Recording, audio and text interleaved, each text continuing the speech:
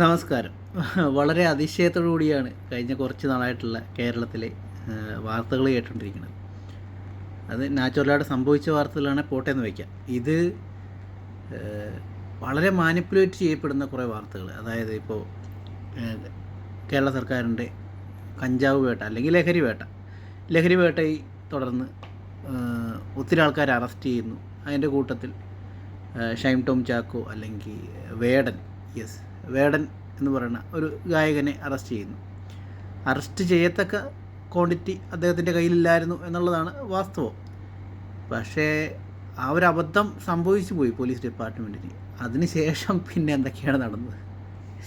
പുള്ളിനെ ഇതിൻ്റെ ലഹരി മുക്ത ബ്രാൻഡാക്കാൻ നോക്കുന്നു.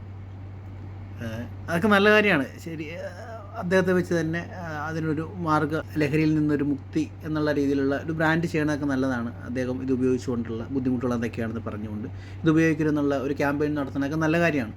പക്ഷേ അവിടെ നടത്തിയ കാര്യങ്ങൾ എന്തെന്ന് വെച്ച് കഴിഞ്ഞാൽ അവിടെ ജാതിയും മതമൊക്കെ കയറ്റി വെച്ച് എന്താണ് ഉദ്ദേശിക്കുന്നത്? ഈ സംഭവം എന്തിനു വേണ്ടി ഈ ഒരു അറസ്റ്റ് തുടങ്ങി, അല്ലെങ്കിൽ എന്തായിരുന്നു ഇതിൻ്റെ ഉദ്ദേശ ലക്ഷ്യം? അതൊക്കെ മാറ്റിമറിച്ച് പാർട്ടിക്കാർ തമ്മിലുള്ള പൊളിറ്റിക്കൽ ഇഷ്യൂ അതിനകത്തേക്ക് കൊണ്ടുവന്ന് ശരിക്കും എന്താണ് ഇങ്ങനെ ചെയ്യുന്നതുകൊണ്ട് എന്താണ് ഉദ്ദേശിക്കുന്നത്? ആ ഒരു ലഹരി വേട്ട കൊണ്ട് ഒത്തിരി ഗുണങ്ങൾ നമ്മുടെ സമൂഹത്തിനും ജനങ്ങൾക്കും ഉണ്ടാകുമായിരുന്നു. ഇതിൻ്റെ വിക്ടിമായിട്ടുള്ള ആൾക്കാർക്ക്, ഇത് ഉപയോഗിക്കുന്ന ആൾക്കാർക്കും ഉണ്ടാകുമായിരുന്നു.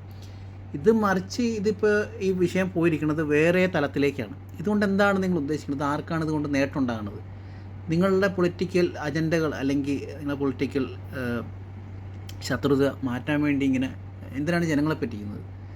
അതൊരു കാര്യം. ഇപ്പോൾ ഇന്നലെ നടൻ കൃഷ്ണകുമാറിൻ്റെ മോളുടെ സ്ഥാപനത്തിൽ നിന്ന് കുറച്ച് സാധനങ്ങൾ അല്ലെങ്കിൽ ക്യാഷ് അടിച്ചു മാറ്റി കുറച്ച് സ്ത്രീകൾ, അത് പ്രഥമ ദൃഷ്ടിയ തന്നെ അത് സംഭവം ഏത് പൊട്ടനും മനസ്സിലാകുന്ന കാര്യമുള്ളൂ. ആ പിള്ളേർ അടിച്ചു മാറ്റിയിട്ടുണ്ട് പൈസ.